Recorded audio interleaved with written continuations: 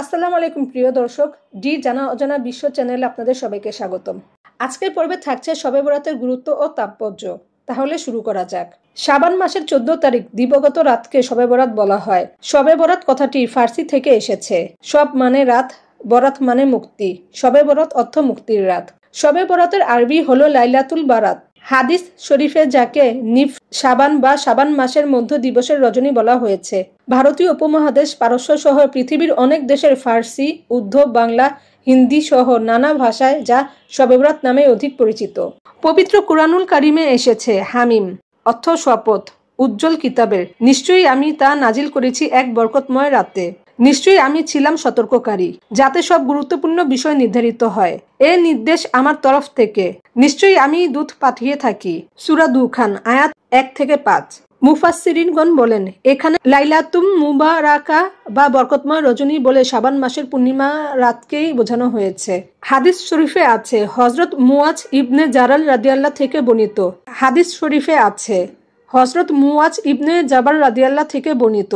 নবী করিম সাল্লাল্লাহু আলাইহি ওয়াসাল্লাম বলেছেন, আল্লাহ তাআলা অর্ধ শাবানের রাতে মাখলুকাতের দিকে রহমতের দৃষ্টি দেন এবং মুশরিক ও বিদ্বেষ পোষণকারী ছাড়া আর সবাইকে ক্ষমা করে দেন। হযরত আয়েশা সিদ্দিকা রাদিয়াল্লাহু বলেন, একবার রাসূল সাল্লাল্লাহু আলাইহি ওয়াসাল্লাম নামাজে দাঁড়ালেন এবং এত দীর্ঘ সিজদা করলেন যে আমার ধারণা হলো তিনি মৃত্যুবরণ করেছেন।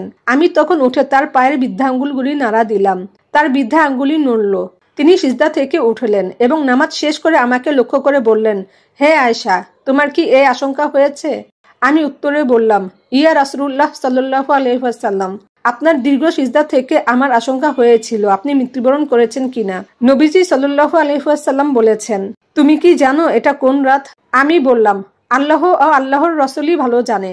তখন নবীজি সাল্লাল্লাহু আলাইহি ওয়াসাল্লাম বলেন, এটা হলো অর্ধ শাবানের রাত। এই রাতে আল্লাহ তাআলা তার বান্দাদের প্রতি মনোযোগ দেন, ক্ষমা প্রার্থনাকারীদের ক্ষমা করে দেন, অনুগ্রহ প্রার্থীদের অনুগ্রহ করেন, আর বিদ্বেষ পোষণকারীদের তাদের অবস্থাতেই ছেড়ে দেন।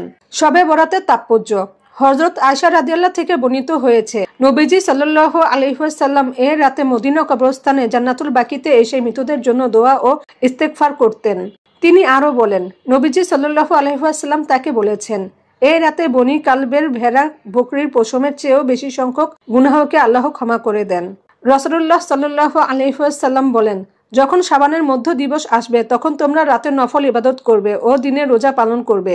নবী করিম সাল্লাল্লাহু আলাইহি ওয়াসাল্লাম বলেছেন, 14 শাবান দিবাগত রাত যখন আসে তখন তোমরা এই রাত ইবাদত বন্দেগীতে কাটাও এবং দিনের বেলায় রোজা রাখো। কেননা এই দিন সূর্যাস্তের পর আল্লাহ তাআলা দুনিয়ার আসমানে নেমে আসেন এবং আহ্বান করেন, কোনো ক্ষমা প্রার্থী আছো কি? আমি ক্ষমা করব।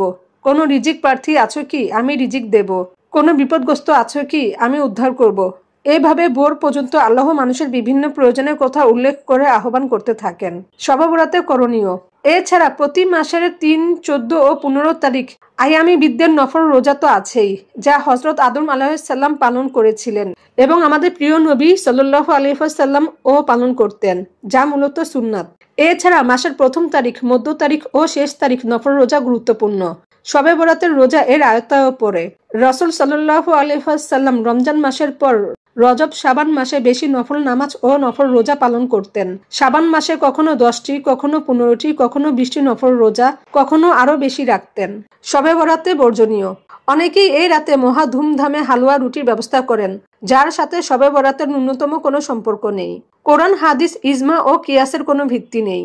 অনেকে এই রাতে আতশবাজি, আলোকসজ্জা, শোরগোল ও হইচই করে থাকেন, যা চরম বিপদ ও কুসংস্কার, গুনাহের কাজ ও হারাম। এ রাতে তো কোনো আনন্দ উৎসবের রজনী নয়, অধিকন্তু এটা অপচয় বটে। ইসলামে অপচয় করা কবিরা গুনাহ, মহাপাপ।